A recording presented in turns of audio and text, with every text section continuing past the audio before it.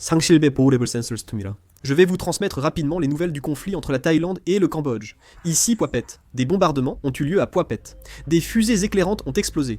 Nous sommes dans la région de Phua Phet, où les attaques continues de l'armée thaïlandaise se poursuivent. Les membres des organisations criminelles situées à Phua Phet quittent précipitamment Phua Phet. Phua Phet. Partout en ville, on voit de plus en plus de drapeaux chinois hissés ainsi pour éviter les frappes aériennes. Ici, Phua Phet. Ce jour-là, l'armée thaïlandaise a bombardé Phua Phet. Au total, 2 bâtiments ont été attaqués, tous 2 liés à des complexes criminels. L'un était un bâtiment construit pour des opérations de phishing vocal, et l'autre servait de bureau. Par ailleurs, le bâtiment utilisé comme bureau a maintenant été transformé en installation militaire. Ici, dans la région de Hisaket, l'armée cambodgienne a attaqué les positions thaïlandaises avec de l'artillerie, des mortiers et des chars. L'armée thaïlandaise a détruit au moins 4 chars cambodgiens. Ils avaient des fusils d'assaut israéliens. Dans la région de Chongam-ma, l'armée thaïlandaise a concentré ses frappes sur au moins 18 cibles militaires cambodgiennes jugées menaçantes. C'est la région de Chongam-ma. Actuellement, l'armée thaïlandaise a réussi à prendre le contrôle de toutes les zones disputées avec le Cambodge dans la région de Chongam-ma. C'est la région de Chongam-ma.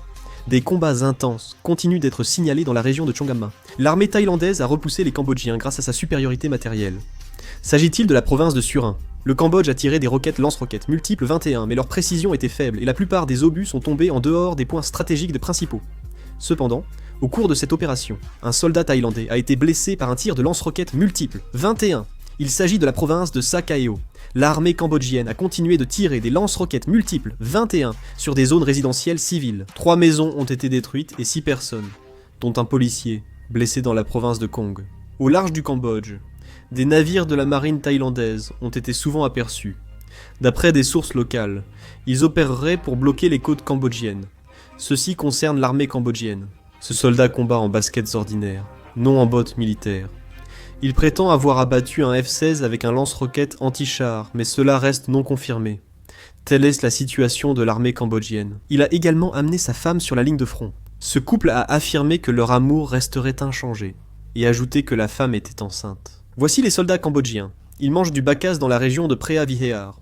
Voici les soldats thaïlandais. Ils prennent leur repas près de la frontière. Ils sont armés de sultans, fabriqués au Pakistan. Il a été confirmé que les soldats thaïlandais ont lancé une attaque à la bombe à sous-munitions contre le Cambodge.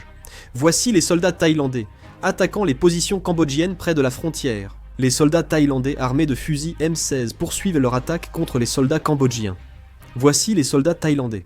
Ils ont mené une attaque aux mortiers contre le Cambodge, utilisant des mortiers de 60 pieds. Actuellement, les négociations de cessez-le-feu entre la Thaïlande et le Cambodge rencontrent à nouveau des difficultés, en raison de problèmes liés au lieu. Pour des raisons de sécurité, le Cambodge a demandé que les pourparlers se tiennent en Malaisie, au lieu de la ville frontalière entre la Thaïlande et le Cambodge proposée par la Thaïlande. Suite aux affrontements à la frontière thaïlando-cambodgienne, le Cambodge exige des négociations en Malaisie, tandis que la Thaïlande veut les organiser à la frontière, retardant ainsi le cessez-le-feu.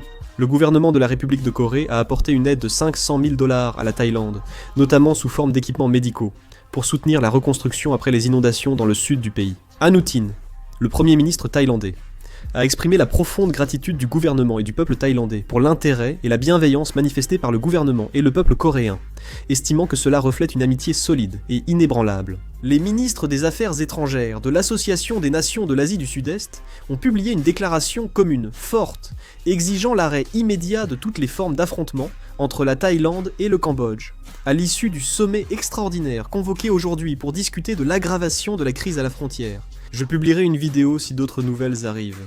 Merci, la vidéo s'arrête ici.